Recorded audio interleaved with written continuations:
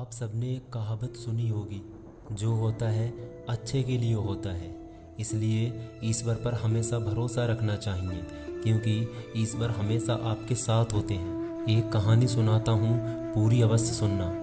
एक समय की बात है, एक छोटे से गांव में एक वृद्ध किसान अपने इकलौते पुत्र के साथ रहता था।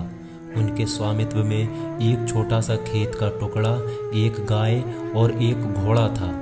एक दिन उसका घोड़ा कहीं भाग गया। उन लोगों ने घोड़े को ढूंढने की बहुत कोशिश की, पर घोड़ा नहीं मिला। किसान का पुत्र बहुत दुखी हो गया।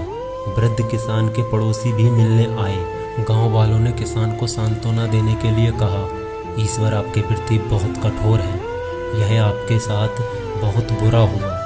किसान ने शांत भाव से उत्तर दिया, यह निश्चित रूप से ईश्वरीय कृपा है। 2 दिनों बाद घोड़ा वापस आ गया, लेकिन अकेला नहीं। 4 अच्छे शक्तिशाली जंगली घोड़े भी उसके पीछे पीछे आए। इस तरह से उस वृद्ध किसान के पास 5 घोड़े हो गए। लोगों ने कहा, बहुत खूब, तुम तो बहुत भाग्यशाली हो। बहुत ही समभाव से कृतज्ञ होते हुए किसान ने कहा, निश्चित रूप से यह भी ईश्वरीय कृपा है।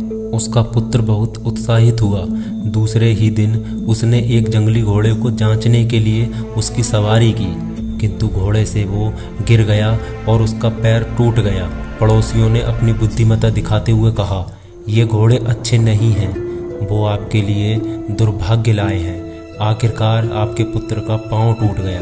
किसान ने उत्तर दिया, यह भी उनकी कृपा है। कुछ दिनों बाद राजा के अधिकारी गांव में आवश्यक सेना हेतु युवकों की भर्ती करने के लिए आए। वे गांव के सारे नवयुवकों को ले गए, लेकिन टूटे पैर के कारण किसान के पुत्र को छोड़ दिया। कुड़न और स्नेह से गांव वालों ने किसान को बधाई दी कि उसका पुत्र जाने से बच गया। किसान ने कहा, निश्चित रूप से यह भी ईश्वर की कृपा है।